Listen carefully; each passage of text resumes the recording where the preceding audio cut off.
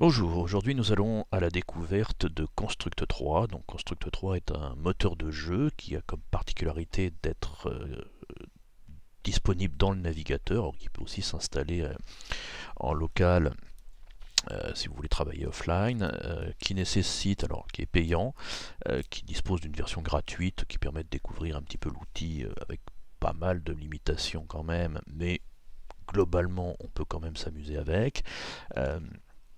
Et les tarifs, bon, bah, vous les constaterez sur leur site, ne sont pas si chers que ça si vous êtes vraiment accro. Et seule la version payante vous permettra de publier une appli mobile parce qu'il est compatible, il vous permet de créer des applis pour Android, iPhone, voire pour les versions de bureau, la version gratuite ne pouvant exporter que du HTML standard, c'est-à-dire disponible uniquement pour être mis sur un site par exemple. Voilà.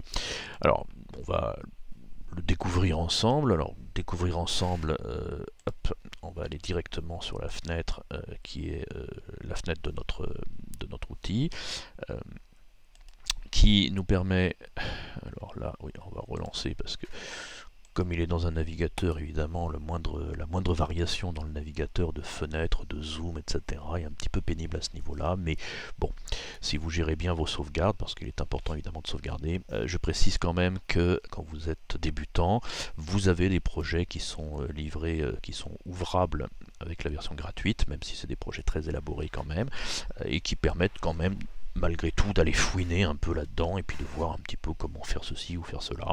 Bon, il existe des tutos évidemment sur internet, plus ou moins complets. Le mien sera une vraie découverte, donc pas très complet bien entendu, même si on va essayer de réaliser un jeu ensemble assez rapidement, mais on va réaliser rapidement un jeu ensemble, c'est plutôt dans ce sens-là.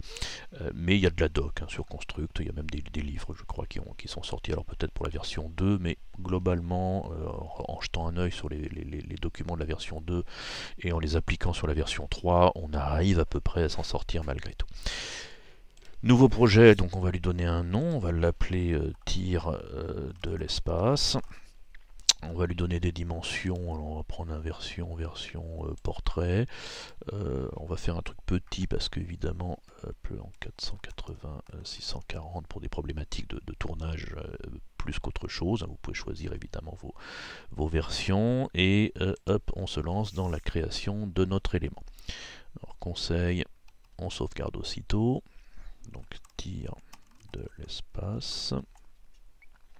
Voilà.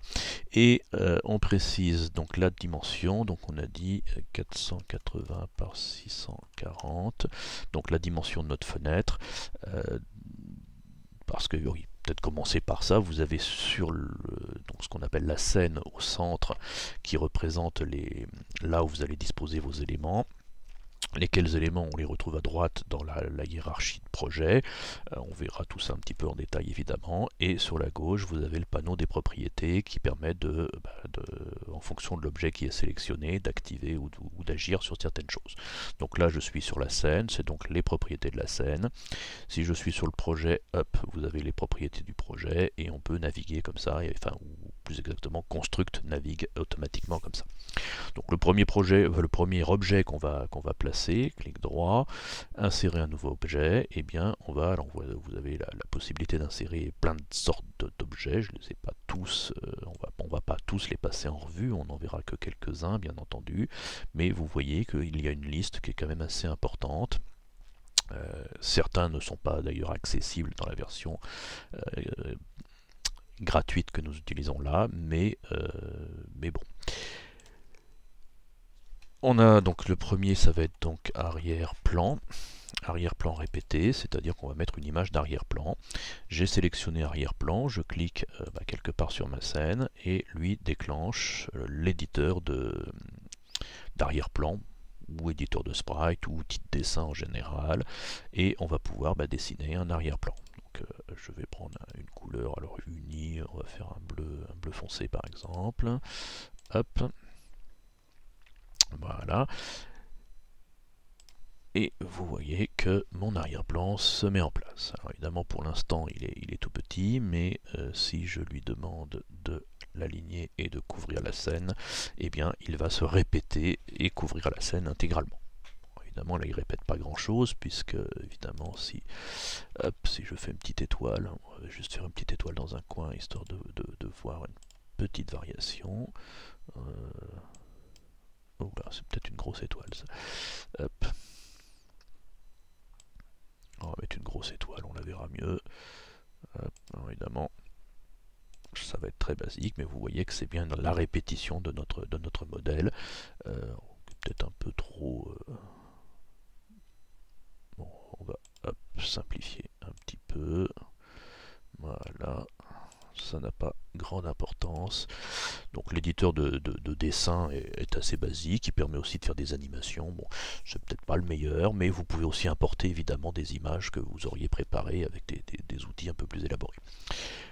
Dans les choses à ne pas oublier, d'une manière générale, toujours nommer vos éléments. Donc là, celui-ci, il l'a nommé automatiquement arrière-plan répété. On va l'appeler arrière-plan tout simplement. Les caractères non valides ont été retirés. A priori, les espaces, il n'aime pas dans les noms d'objets, semble-t-il. On va donc ensuite rajouter, donc on va faire, on a dit une sorte de shooter de l'espace, de tir de l'espace, je ne sais plus si je l'avais dit d'ailleurs, et on va donc construire nos différents éléments qui vont être au nombre de 5, je pense. Précise, si ce n'est pas déjà fait, et vous vous en doutez que ce sera un jeu évidemment relativement basique, même si on va essayer de couvrir à peu près les aspects principaux de cet outil. Donc première chose, on va donc créer, insérer un nouvel objet de type sprite, c'est-à-dire des éléments qui vont être utilisables, et on va le placer comme ceci sur notre séquence, sur notre scène. Alors notre sprite, on va mettre un monstre, enfin, est-ce qu'on commence par le monstre? On va commencer par le monstre, on va mettre un monstre jaune, voilà, je vais dessiner un superbe monstre de l'espace, comme ceci. On va lui mettre une variation, hop là, c'est peut-être pas assez marqué, voilà, et puis on va lui mettre des yeux, des yeux rouges injectés de sang, voilà, et puis comme c'est un monstre, qu'il n'est pas gentil, on va lui faire un. Voilà, ça ce sera notre monstre. Voilà, il est peut-être un peu gros mon monstre. Alors déjà, on va l'ajuster ici et le redimensionner 140. Oui, on va prendre une dimension 32 par 32. 32 par 32, c'est peut-être un peu petit là pour le coup. On va voir ce que ça donne. Non, ça ira très bien. Oh, il est magnifiquement, peut-être un peu petit quand même. Allez, on le réagrandit. Hop. On va mettre 64. J'ai décidément un problème avec mon clavier. 64 par 64. Voilà. Il s'est pas arrangé dans l'opération. Bon, c'est pas mal. Alors ce que j'ai oublié de faire pour mon arrière-plan, c'est clic droit sur la scène et on doit pouvoir lui dire de le verrouiller. Voilà. Donc de verrouiller l'arrière-plan, ce qui permet d'éviter de le resélectionner bêtement. Donc là, je vais avoir mon méchant qui va être en haut, ou en bas, on va le mettre en haut, et puis je vais faire mon gentil bien entendu. Donc là, hop, je fais un nouvel objet qui va être également de type sprite, que je vais placer ici, et comme notre méchant est, on va le mettre en vert, tiens, on va mettre un beau gentil vert. Donc, allez, un triangle, pas mal un triangle. Tac, enfin une sorte de triangle. Hop, remplissage ici. Alors, plouf plouf, on va lui mettre des yeux. Oh, allez, des yeux comme ça, parce qu'il faut bien qu'il ait des yeux aussi. Voilà. Et puis un joli sourire. Hop là. Voilà. Et on va lui donner une dimension. Regardez le ratio. On a dit 32 par 37. Ça me paraît pas Ça me paraît pas mal du tout. Ah mais non, j'avais dit 64. Bon, super. Hop là. Alors, qu'est-ce que j'ai fait du coup? J'ai fait CTRL Z où il fallait pas. Ah là là. Alors, donc, on avait dit, je le refais vite fait. Voilà. Alors, évidemment, il est toujours préférable de préparer vos éléments avant de faire le tournage d'une vidéo ou de vous lancer dans un jeu, bien sûr. J'avais dit les yeux ici, bon là j'improvise un petit peu, on va peut-être affiner un peu quand même. Ici, plouf plouf, on a dit des beaux yeux, voilà, même si la notion de beau est évidemment relative, et un grand sourire, voilà. Donc là, ah bah c'est parfait, il est bien sympathique. Et on a dit qu'on allait lui mettre du 64, comme ceci.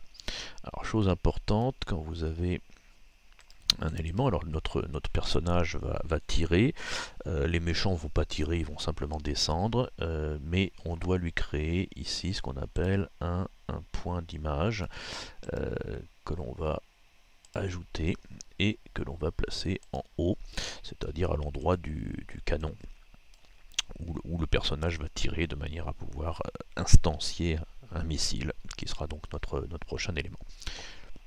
Le point d'origine 0 étant le centre de l'image, peut-être qu'il faudrait que je le déplace à peu près au centre aussi, et ici lui en haut, parfait. Et celui-ci va donc s'appeler le joueur.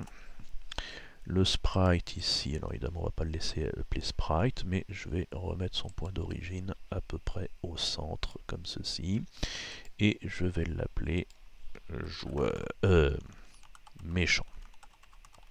Voilà, donc nous avons le joueur et nous avons le méchant. Hop, ici, voilà.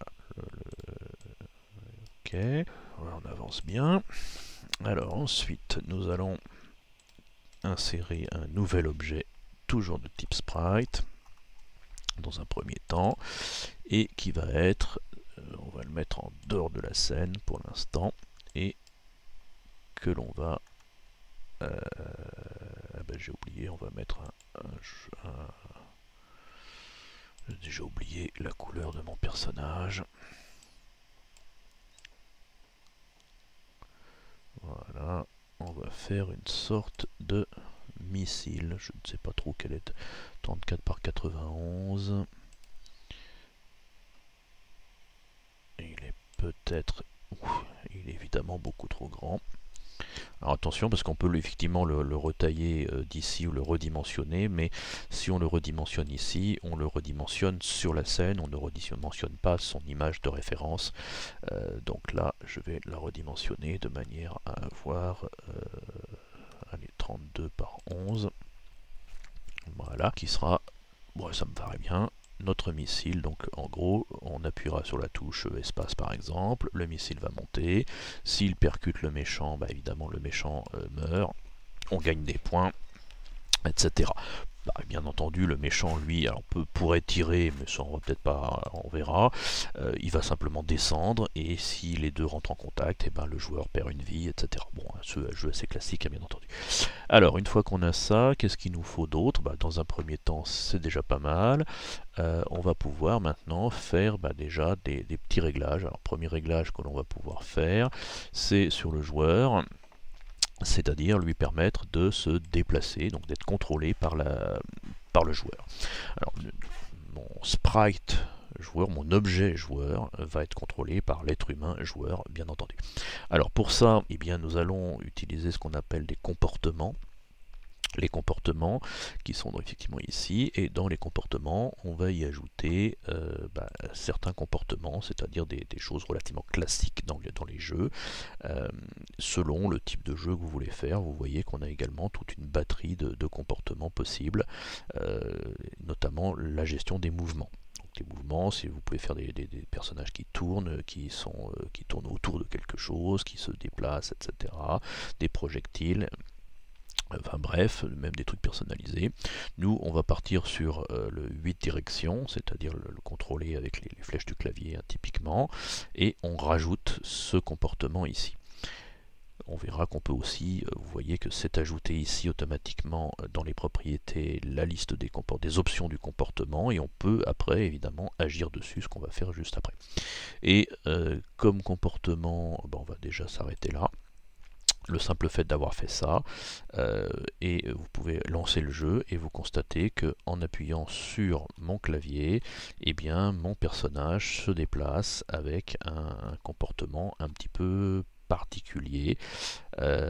J'ai sans doute parce que pour l'utiliser correctement, il faudrait très certainement que l'orientation de mon dessin soit effectivement vers la droite, je crois, de mémoire, ce qui permettrait de pouvoir se déplacer correctement notre personnage. Bon, là, c'est pas tout à fait ce qu'on veut comme comportement. Déjà, on ne veut qu'il se déplace que de droite à gauche, et c'est là où vous avez effectivement dans les directions, alors le comportement s'appelle 8 directions, mais vous pouvez choisir de ne se déplacer que dans 4 directions, ou bien simplement gauche et droite, ou bien simplement haut et bas. Donc on va prendre gauche et droite dans notre cas. Si on fait ça et qu'on reclique sur le petit player qui est ici, eh bien vous voyez que je vais bien vers la droite. Par contre, si je vais à la gauche, il va faire un pivot, il va s'inverser. C'est là où il faut lui dire que notre angle sera à non, comme ceci, de manière à ce qu'il ne se déplace que de gauche à droite de manière un petit peu linéaire comme ça, sans rotation, sans quoi que ce soit. Deuxième comportement, alors évidemment, j'ai refermé trop vite, mais vous voyez qu'au bout d'un moment, si je vais trop à gauche ou trop à droite, eh bien notre personnage sort de l'écran, ce qui n'est évidemment pas ce que l'on veut faire. On va donc rajouter un autre comportement qui s'appelle limiter à la scène, pour l'empêcher de sortir de la scène. Qu'est-ce qu'on va avoir besoin de lui régler d'autre? Pour l'instant, c'est tout. On va évidemment gérer un petit peu tout ça. Méchant, lui, n'aura pas de comportement particulier comme ceci. Alors c'est là où on va attaquer évidemment. On a nos trois acteurs, appelons ça comme ça, sur la scène. On va évidemment commencer par mettre en place nos différents éléments. La feuille d'événements. Alors c'est là où on a une feuille d'événements qui est vide par défaut, comme vous pouvez le constater, et on peut y ajouter des événements. On va attaquer. Le premier comportement qu'on veut faire, on va se dire qu'on va faire descendre les ennemis. Voilà. Alors on a un comportement qui peuvent être propres à un acteur en particulier, c'est-à-dire le joueur, le méchant, le sprite. Ah, je ne l'ai pas renommé mon sprite, c'est-à-dire mon missile. Si je choisis le méchant, c'est sous-entendu chaque méchant présent sur la scène aura ce comportement qui sera un comportement générique à tous nos méchants. Donc on pourrait parler de la classe méchant si on était en programmation, hein, bien sûr. Au préfab de Unity, c'est-à-dire on définit le préfabriqué et ensuite toutes les instances de ce préfabriqué auront effectivement les mêmes comportements. Comportement système considérant l'ensemble du jeu global de notre chose. Si je vais donc dans mon premier comportement, vous avez alors là encore une liste qui est assez longue avec plein de choses. C'est là où on va en quelque sorte mettre en place ce qu'on pourrait appeler de la programmation dans notre construct. Et notamment, vous avez un qui s'appelle chaque tick, pardon. Donc le tick étant l'instance de la boucle de jeu, c'est je crois 60 fois par seconde, alors peut-être réglable là encore, ici. Donc chaque tick. Et vous voyez que là, on est dans la limitation gratuite, on a le droit qu'à 25 événements dans la version gratuite. Donc ça peut paraître court, mais c'est assez court, très certainement, mais sur des jeux très basiques et pour découvrir, on peut s'en sortir avec ça. Chaque tick, on va lui faire quoi? On va lui dire j'ajoute une action. Alors une action sur quoi? Je veux faire descendre les méchants, je vais donc choisir méchant. Et sur mon méchant, je vais donc définir, alors c'est là où on parle de non, pas de programmation, mais c'est quand même un petit peu de la programmation par endroit. Et là, en l'occurrence, je vais définir le Y, et je vais lui dire que son Y, ça va être son self.y, c'est-à-dire la valeur actuelle de son Y, auquel on va ajouter 2 par exemple, de manière relativement arbitraire. Et là, vous voyez que si je lance le jeu, eh bien mon méchant descend. Donc, je pense qu'il y aurait eu plusieurs façons de procéder. On aurait pu peut-être lui mettre de la gravité, on aurait pu pour qu'il descende automatiquement ou ce genre de choses. Donc là c'est effectivement première chose. Deuxième chose, qu'on a déjà donc notre ennemi qui descend. Alors chose importante, et c'est peut-être ce que j'ai oublié de mettre sur mon élément de comportement de mon méchant, parce que évidemment s'il arrive en bas, il y a un moment où ça va mal se passer. Je crois qu'on a un comportement qui s'appelle détruire hors de la scène, voilà, qui va nous permettre de le détruire automatiquement dès qu'il sort de la scène, de manière à libérer de la mémoire et optimiser un petit peu le... Donc là, hop, bon il descend, hein, bon il me touche mais là peu importe, hop, ici. Il est sorti de la scène, il a été détruit, ça libère de la ressource mémoire évidemment. Donc là, pourquoi on fait ça? Bah, tout simplement parce qu'on veut aussi que de temps en temps de nouveaux méchants apparaissent et que il y a un bout d'un moment on va rajouter un autre événement, un événement système qu'on va baser sur les secondes, toutes les X secondes, et on va lui mettre, mettons, toutes les 2 secondes. Bon, je fais un petit peu au pif. Qu'est-ce qu'on va faire toutes les 2 secondes? On va toujours dans système créer un objet, et on va créer un objet qui va être un méchant. Voilà. Alors ce que l'on veut évidemment créer, alors en Y 0 pourquoi pas, en X par contre on veut lui mettre un X entre le bord de gauche et le bord de droite, donc on a une fonction qui s'appelle aléatoire. Alors vous voyez que quand on tape aléatoire, il nous donne la version française, mais il va en fait utiliser la version anglaise. Et vous pouvez taper soit random, non, on peut pas taper random, hein, et c'est ça qui est pas terrible. Vous pouvez créer aléatoire, par contre lui il va remplacer par random. Donc là il y a peut-être un truc qui me... Bon, voilà. Donc un aléatoire compris entre 0, largeur, scène, ça marche ça? Ok, toutes les 2 secondes, on crée un méchant entre 0 et la largeur de la scène. Donc là, 1 seconde, 2 secondes, et vous voyez que j'ai des méchants qui arrivent, qui descendent tous, évidemment. Alors, le jeu est un peu statique, mais globalement, ça fonctionne. Bien. On pourrait ajuster en se disant que effectivement il ne faudrait pas forcément être entre 0 et le bord, sinon on risquerait d'avoir des méchants à moitié visibles. On va pouvoir par exemple lui dire moins 100 d'un côté et plus 50 de l'autre, ce qui nous permettra, on va en faire beaucoup, on va aller à 0,5 là pour voir ce que ça donne, à 0,5. Voilà. Donc là j'ai fait évidemment un rythme un peu important, et ça nous permet effectivement de voir un peu plus ce que ça donne, c'est-à-dire de faire en sorte qu'il ne soit pas trop collé au bord et qu'il soit toujours visible sur la scène et pas à cheval sur des trucs. Bon, on va remettre à 2 secondes, ça me paraît pas mal dans un premier temps. Voilà, alors qu'est-ce qu'on veut faire d'autre? On veut aussi pouvoir tirer dessus, bien sûr. Donc pour tirer dessus, il faut déjà rajouter un nouvel objet qui s'appelle un clavier, si vous voulez évidemment piloter au clavier. Vous pourriez piloter à la souris, vous pourriez piloter au touch aussi, mettre un contrôle virtuel, enfin bon, tout est prévu, hein, bien sûr. Donc là je rajoute mon clavier, et à partir du moment où j'ai rajouté mon clavier, eh bien je peux mettre en place des écouteurs sur le clavier. Parlons d'écouteurs, et notamment quand la pression de la touche, lorsque la pression d'une touche, voilà, et je vais appuyer sur espace comme ceci et valider. D'accord, donc ça me permet de déclencher quelque chose quand je fais une pression sur espace. Et alors qu'est-ce que je vais rajouter? Eh bien je vais rajouter, je veux que mon joueur faire apparaître un autre objet, c'est-à-dire que déclenche la création d'un nouvel objet, et qui est un objet de type sprite. Je ne l'ai toujours pas renommé, je vais le faire tout de suite.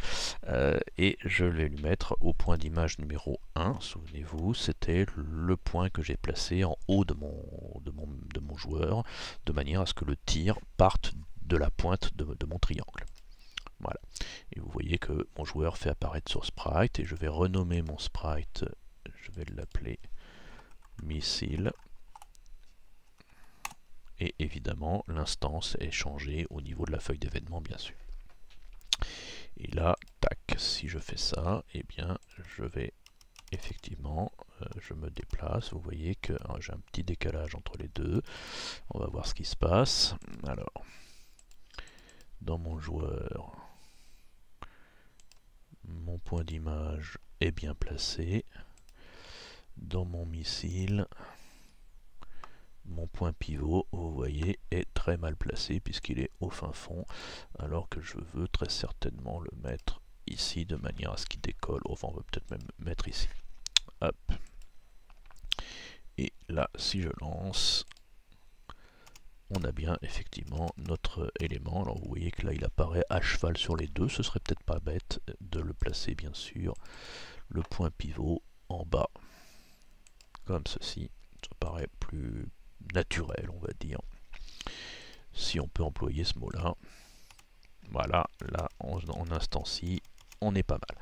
Alors évidemment, à chaque tick, c'est-à-dire à chaque élément, on a dit qu'on voulait faire descendre le méchant. De la même façon, on va pouvoir lui dire que notre méchant, définir le y avec même formule, le self.y, non, self.y moins 10. Alors là, je mets des valeurs au pif. On peut aussi créer des variables d'instance, c'est-à-dire dire que on pourrait le faire de manière un peu plus propre, un peu plus programmatique, on va dire. On va faire du simple exprès. Donc là, mon missile va effectivement se déplacer. À partir de là, hop, vous voyez que mon missile se déplace. Alors, il va peut-être un peu vite. Bon, on peut calibrer évidemment la difficulté du jeu. On va laisser 10. C'est là où le fait de créer des variables permettrait de changer les valeurs un peu plus facilement. Je vous montrerai comment créer des variables pour d'autres contextes, dans un autre contexte, je vais y arriver. Et libre à vous après de les adapter, évidemment. D'une manière générale, on ne laisse pas en programmation des nombres traînés comme ça si on ne sait pas exactement à quoi ils correspondent. Il vaudrait mieux les définir en tant que variables et les utiliser en tant que variables, ce serait beaucoup plus propre. Mais on a dit qu'on ne faisait pas de la programmation. Eh bien, il va falloir qu'on puisse faire ce qu'on appelle des collisions. Et typiquement, hop, je rajoute un événement sur mon missile. Voilà, avec un événement de type collision lors de la collision avec un autre objet. Vous voyez qu'en jaune apparaissent les choses qui sont à mon avis fréquemment utilisées. Et on va faire donc la collision du missile et du méchant. Donc le missile lors de la collision avec un méchant, qu'est-ce qu'on doit faire? Eh bien, on va déjà détruire le missile. Donc détruire le missile. On peut ajouter une deuxième action de détruire le méchant. Voilà, donc le missile va détruire le missile, s'auto-détruire en quelque sorte, et détruire le méchant. Hop, on teste. Ah, raté, hop, là c'est bon. Ah ben voilà, on a déjà quelque chose qui ressemble à un jeu en quelques minutes et sans programmation, c'est merveilleux. Ben voilà, alors évidemment il faut que notre méchant puisse aussi nous tuer. Donc là, quand le méchant, ou quand le joueur, allez on va prendre le joueur collision avec le méchant. Donc le joueur collision avec le méchant. Alors évidemment, là nous avons le joueur détruire. Ah oui, alors non, parce que si on détruit le joueur, alors évidemment on va peut-être... Bon, on pourrait le détruire, mais évidemment si on détruit le joueur, on n'a plus de joueur et la partie s'arrête, on peut plus rien faire. Et il faut peut-être envisager quelque chose d'un peu plus élaboré quand même. c'est-à-dire de mettre en place des vies, tout simplement, c'est-à-dire de jouer avec des vies. On va faire ça tout de suite. Alors, qu'est-ce que c'est que des vies? On va avoir plusieurs joueurs, bien entendu, et on va donc devoir compter les joueurs, enfin les vies. Et au départ, on en a 3. Dès qu'on en perd une, on en a une de moins. Et si on arrive à 0, dans ce cas-là, on recommence le jeu à 0. Enfin, on a perdu la partie game over. Celui-ci, je vais le sortir de la scène dans un premier temps. Il est important que tous les éléments qu'on utilise dans une scène soient posés sur la scène ou à l'extérieur de la scène. On pourrait aussi créer plusieurs scènes dans ce jeu, c'est-à-dire dès qu'on change de... On pourrait avoir un écran d'accueil, une première scène donc, et puis l'écran du jeu, deuxième scène, et puis l'écran game over, troisième scène, et puis passer de scène en scène comme ça. Bon, on va faire assez simple, on va tout mettre sur la scène. On ne finalisera pas forcément ce jeu totalement comme ceci.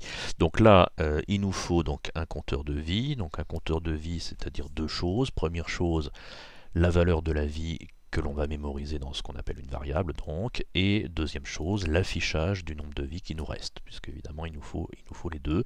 Il faut savoir où on en est, bien entendu. Donc première chose, on va insérer un nouvel objet de type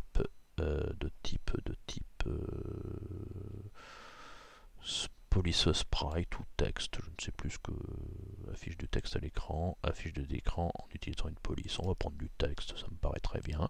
On clique ici, donc là évidemment on ne voit strictement rien. On peut choisir la police, donc on va prendre une police. Tiens, on va prendre une comique, un petit clin d'œil à mes camarades qui n'aiment pas la comique. Taille 18 et on va mettre une couleur blanche ou presque blanche. Allez, 255.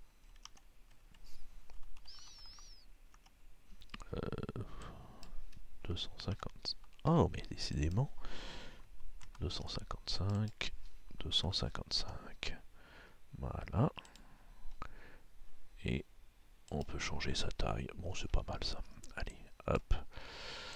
Je le mets ici. Et on va aligner aligner à droite, comme ceci. Alors, ce texte, je vais l'appeler, renommer, puisque je rappelle, texte vie.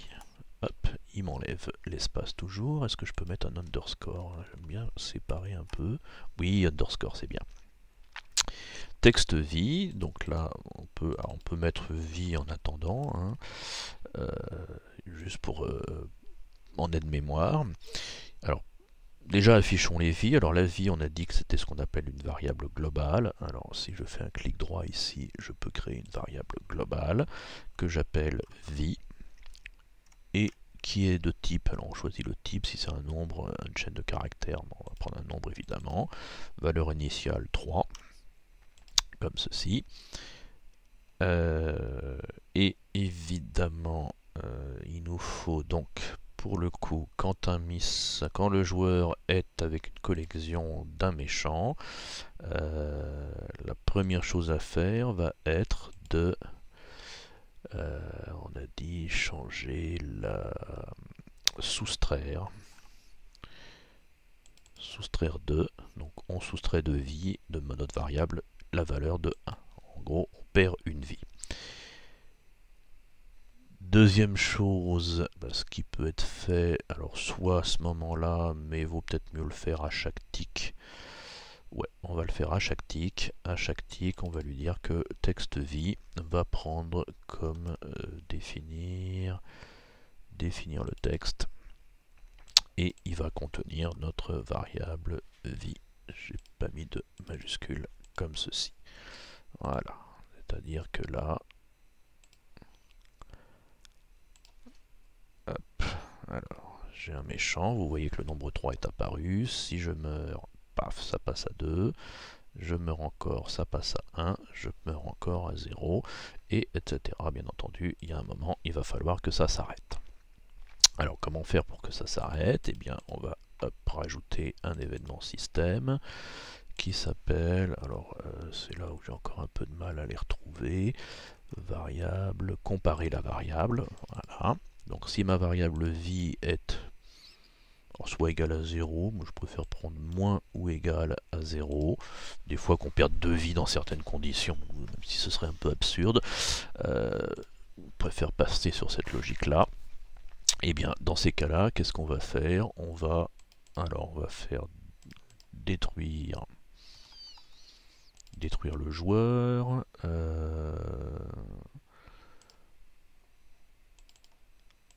Attendre. On va attendre, mettons, 2 secondes. Et redémarrer. Non, pardon. Système. Redémarrer la scène. Voilà, c'est-à-dire que quand le nombre de vies arrive à 0, on détruit le joueur, on attend 2 secondes, on redémarre. Je vais peut-être accélérer la descente des méchants. Non, allez, hop. On va se lancer comme ça.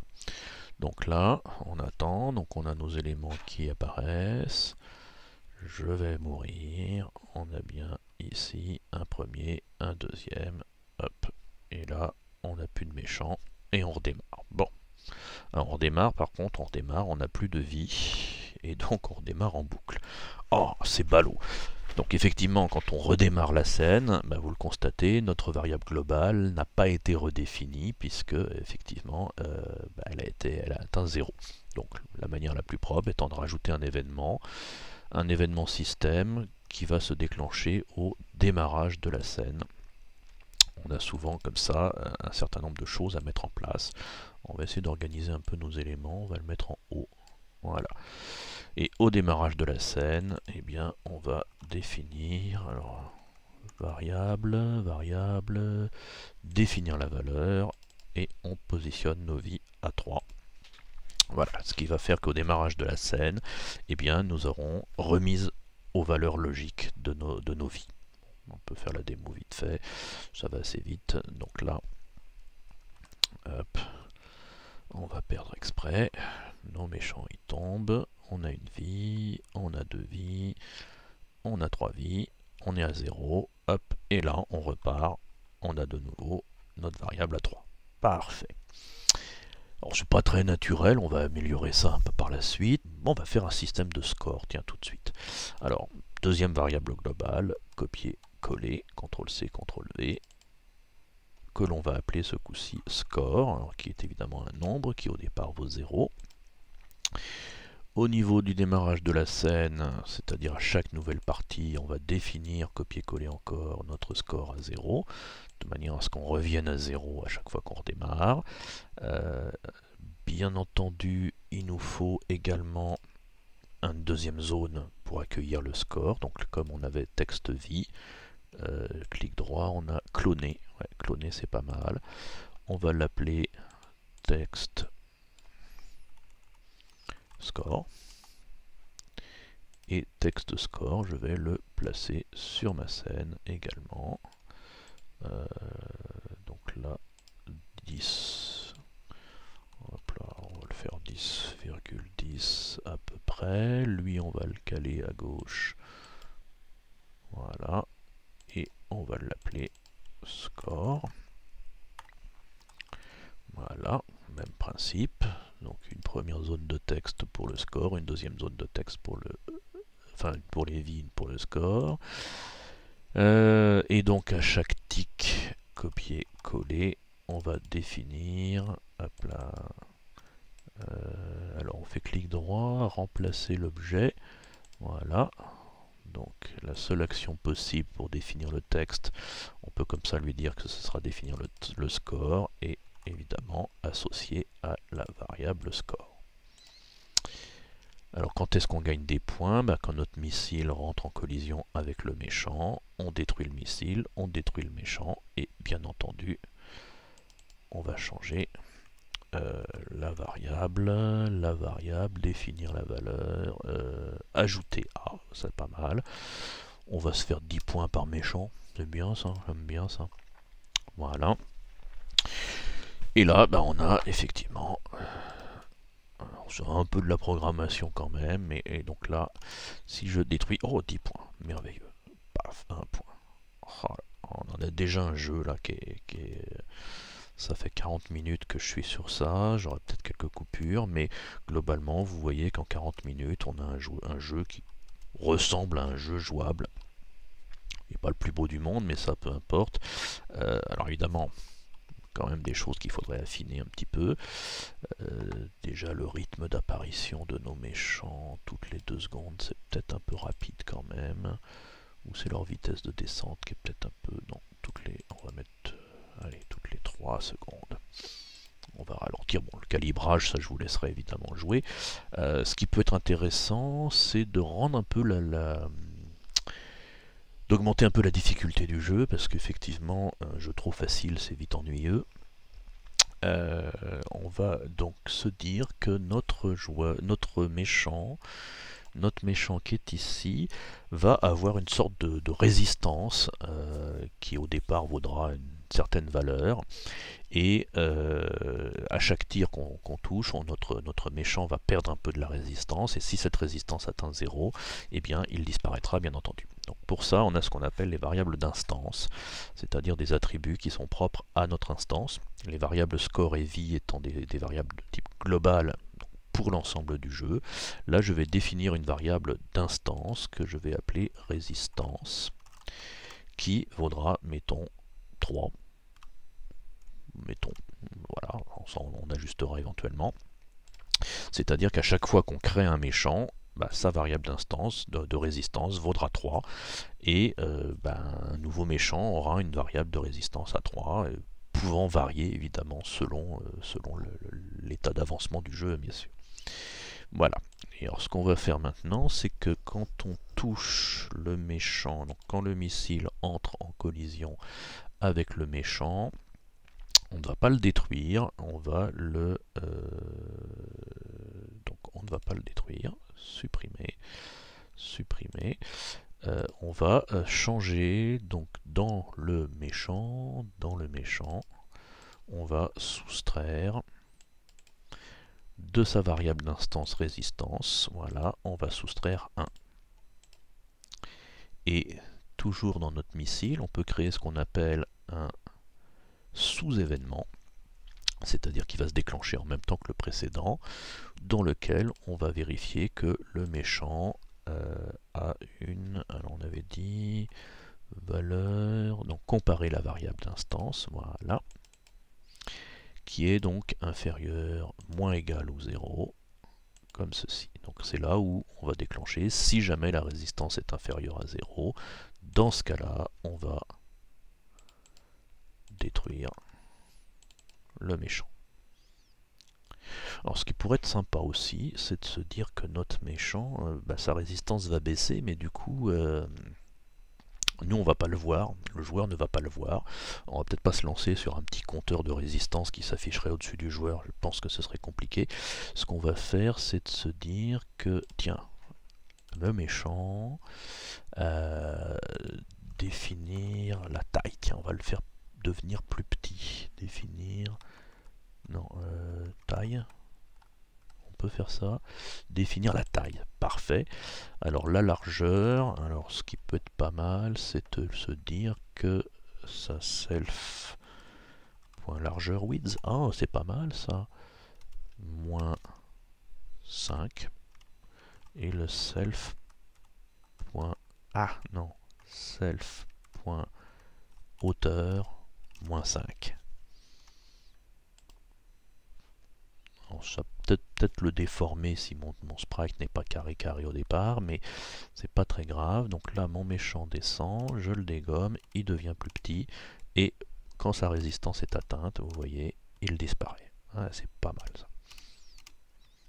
Comme ça, on voit qu'il se passe quelque chose. Il faut toujours avoir un feedback dans ces cas-là, c'est-à-dire une interaction, enfin un retour, savoir qu'il s'est passé quelque chose. Alors évidemment, on pourrait rajouter des sons. Par contre, quand le méchant nous touche, pour l'instant, on ne meurt pas, et le méchant... Alors, donc là, je suis sur le joueur dans la collision avec le méchant.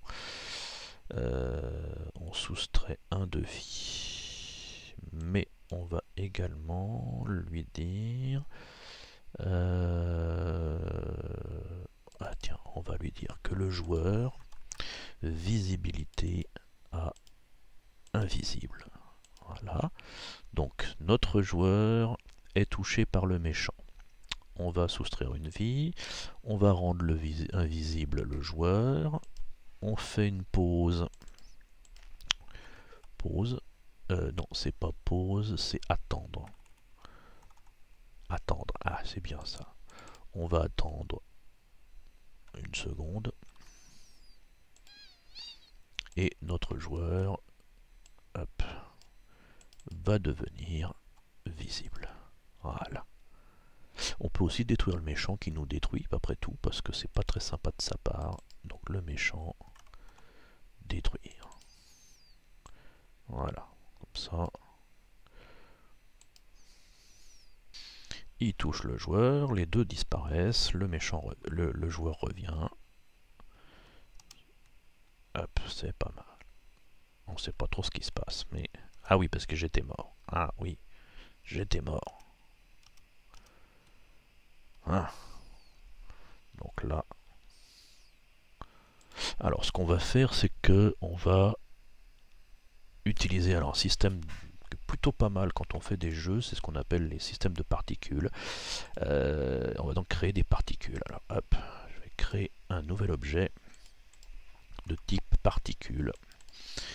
Vous allez comprendre que je mets, alors pour le coup, en dehors de la scène, et je veux créer des particules pour les méchants. On va faire un crayon, jaune. Hop, pas si ça se verra trop, mais voilà. Clac. Alors elle fait combien ma particule là? Elle fait 71, c'est peut-être beaucoup, on va mettre 20. Hop là. Alors le principe d'une particule, je vous la mets ici pour bien voir, c'est que ça vous fait une petite explosion, comme ça, un petit voilà, qu'on pourrait mettre sur les méchants qui descendent, que sur le missile qui monte. Mais ce qui nous intéresse ici, c'est pas ce genre de particules, c'est alors on peut ajuster, alors les systèmes de particules, il y a souvent pas mal de réglages effectivement, et celui-ci n'échappe pas à la règle. Ce qu'il nous faut, c'est le cône de vaporisation à 360 degrés, c'est-à-dire tout autour. Et on veut que ce soit pas un jet continu, mais un one-shot. Et vous allez voir tout de suite la différence. C'est que là, hop, on a notre explosion ici. Alors je pense qu'on pourrait régler pas mal de choses pour que ce soit un peu plus... que ça fasse plus explosion d'une manière générale, mais ça m'ira très bien pour aujourd'hui. Et donc je mets celle-ci en dehors de la scène. Et je vais créer une autre particule. Donc la première, ce sera les... Alors, je vais l'appeler méchant underscore particule. Et l'autre, ce sera le joueur underscore particule. Voilà, je les appelle comme ça pour qu'ils soient proches l'un de l'autre.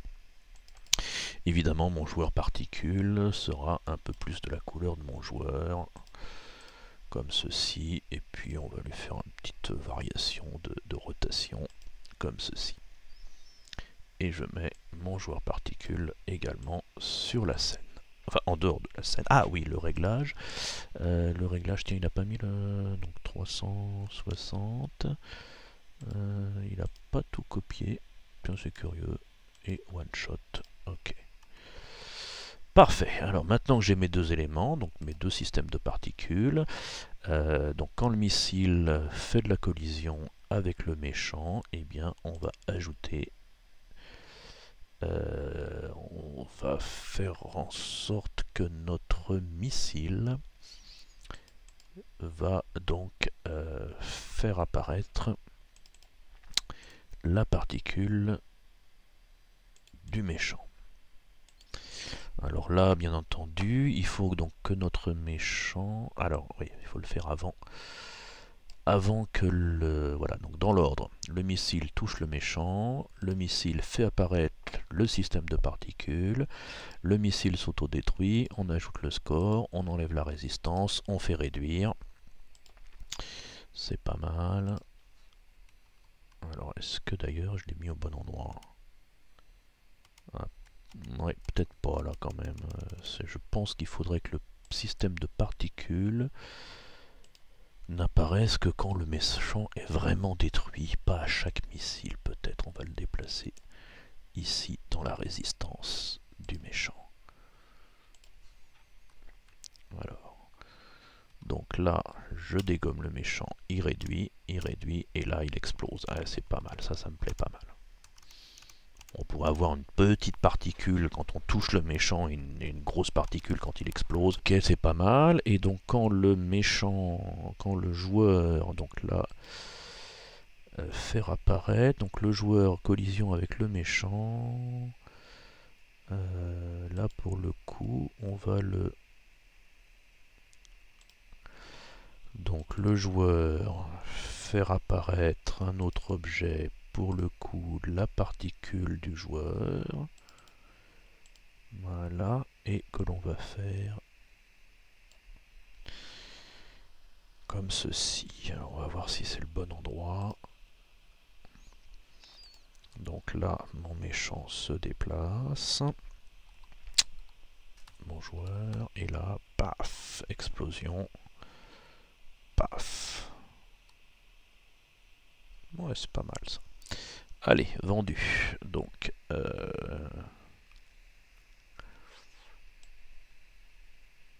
ouais, on pourrait sans doute, il faudrait sans doute désactiver le clavier pour attendre avant qu'il devienne invisible. On va laisser comme ça. Allez, hop. Qu'est-ce qui nous manque? Il nous manque pas grand-chose. Là, on a un jeu qui est quasiment complet. Ouais, peut-être un petit texte fin du jeu et fin de la vidéo. Donc je prends mon texte que je duplique, renommer texte game over, que je place hop, ici. Ah, quand on le clone, on perd les propriétés. Ah, ça me plaît pas trop ça. Supprimer. Donc si je prends copier-coller. Ah, copier-coller. Non. Bah, pas mieux. Bon, bah, il doit y avoir une astuce, mais... Texte. Alors, texte. Game over. Bon, c'est pas grave, on va remettre du... On a dit du comique. Voilà. On va mettre... Alors, je vais le mettre à la louche comme ça. En blanc, bien sûr. Donc, 255. 255 en 24, centré, centré, clic droit, aligné au centré de la scène, clic droit, aligné au centre de la scène, et ce sera donc fin du jeu. Voilà. Alors évidemment ce texte fin du jeu, qu'on va peut-être appeler texte fin du jeu, comme ceci. Au démarrage de la partie, le texte fin du jeu, visibilité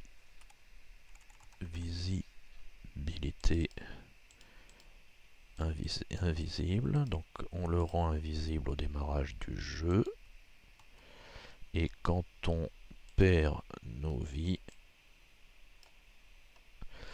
eh bien on va le rendre visible. Texte fin du jeu, on a détruit le joueur, j'ai pas mis les particules, sauf qu'elles sont déjà apparues ici, donc là c'est bon. Est-ce qu'il faut que le joueur soit détruit quand on... Ah, on va y aller. Donc là, le texte a été retiré. Je tire. Clac, clac, clac. Explosion. Clac, clac, clac. Explosion. Ah, il faudrait que je perde aussi, bien sûr. Donc là, pof. J'explose. Pof. J'explose. Fin du jeu qui apparaît. On attend. On redémarre. Et c'est parti. Le jeu est terminé. Bon, bah c'est merveilleux. Alors le jeu est maintenant terminé, vous le constatez. Alors évidemment c'est un jeu très modeste, mais en moins d'une heure, on a réussi à faire quelque chose de possible, enfin de réaliste. Alors, pas parfait, bien entendu, il manque le son, il manque sans doute un petit peu de peaufinage, mais globalement, ça fonctionne plutôt pas mal. Alors, évidemment, on est très loin des jeux qu'il vous livre dans la démonstration. Si on regarde le modèle, c'est-à-dire le Glocar, et que j'ouvre le projet Glocar, voulez-vous fermer le projet précédent, bien entendu. Donc vous constatez que déjà la hiérarchie est un peu plus complexe, hein, vous le constatez facilement, que vous avez des familles, vous avez enfin, voilà, tout un tas d'éléments. Si je prends la feuille d'événements qui s'appelle ennemi par exemple, et bien vous constatez que on est un peu plus loin de ce qu'on a évidemment dans notre feuille d'événements à nous.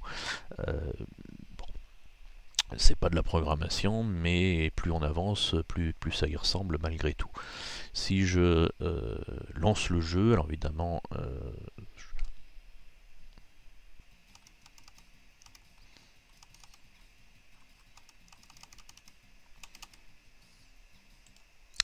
voilà, on est quand même très loin de ce qu'on vient de faire ensemble. Bon, c'est un peu les limites de cette vidéo de découverte où on a, vous le constatez, juste survolé les possibilités de l'outil. On en est très loin d'avoir quelque chose d'opérationnel à 100%. Est-ce que je suis fan de l'outil? Moi, j'avoue que je préfère encore le vrai code, hein, bien entendu, c'est un peu plus ma tasse de thé, mais c'était amusant de jeter un œil à ça. Voilà, la vidéo se termine, enfin, euh, et à très prochaine,